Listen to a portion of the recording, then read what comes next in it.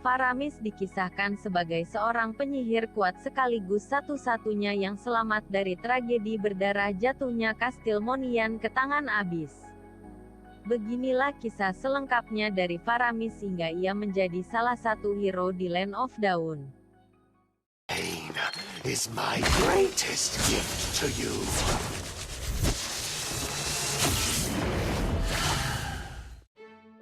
Jauh dari Monian Empire berdiri sebuah istana kuno. Istana ini memiliki sejarah gemilang yang sebanding dengan Monian Empire.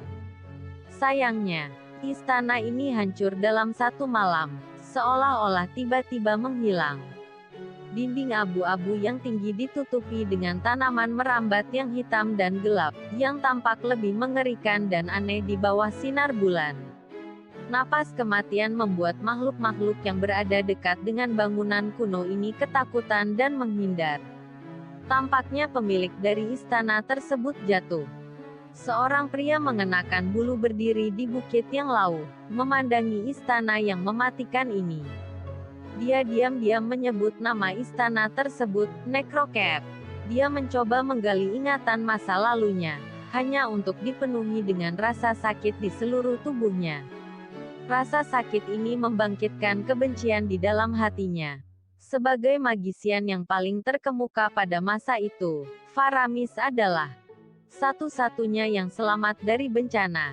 Beberapa tahun yang lalu, ratu dari istana ini, Vexana, mengkhianati jiwanya untuk menyelamatkan raja yang gugur, suaminya. Setelah mendapatkan kemampuan untuk mendominasi Abyss, seluruh istana diselimuti energi gelap, dan negara tersebut jatuh ke dalam kekacauan. Terlepas dari upaya Faramis untuk menyelamatkan Vexana, Vexana sama sekali tidak terlihat membaik. Faramis terus mencoba segala macam metode dan cara, berharap untuk menyembuhkan kerajaan yang telah hancur. Seiring dengan berjalannya waktu, penyakit tersebut tidak kunjung membaik.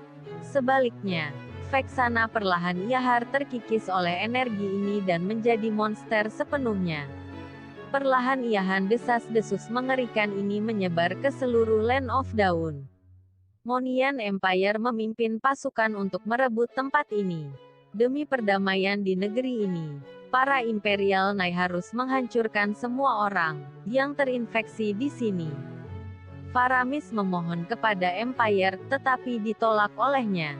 Sebaliknya, para Imperial Knight mengabaikan nyawa dari orang-orang yang terinfeksi, dan merantai Faramis di laboratorium yang dijaga dengan ketat.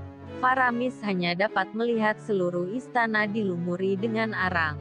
Ketika para Imperial Knight dari Empire pensiun, 3 hari kemudian, Faramis memanjat keluar dari reruntuhan istana tersebut secara ajaib. Istana tersebut sudah tidak dapat dikenali lagi. Untuk bertahan hidup, Faramis menemukan sebuah magic book dari catatan hidupnya di dalam reruntuhan. Pada masa-masa pengasingan, ia menguji semua sihir hitam yang gila ini kepada dirinya sendiri, terus-menerus menjelajahi cara sihir tersebut hidup di dalam tubuhnya sendiri dan menciptakan sihir yang lebih agresif. Tahun-tahun penderitaannya juga telah mengubahnya menjadi seorang pendendam mengerikan yang tidak pernah melepaskan warrior dari Empire. Dengan Book of Resurrection berada di tangannya, ia telah menguasai sihir yang terlarang dan belum matang ini. Namun, rantai di dalam tubuhnya mengingatkannya tentang penderitaan yang diberikan oleh Empire kepadanya, mendorongnya untuk merencanakan dan melawan Monian Empire selama sisa hidupnya. Itulah kisah dari Faramis, sang hero penyihir Edo Tensei. Terima kasih telah menonton.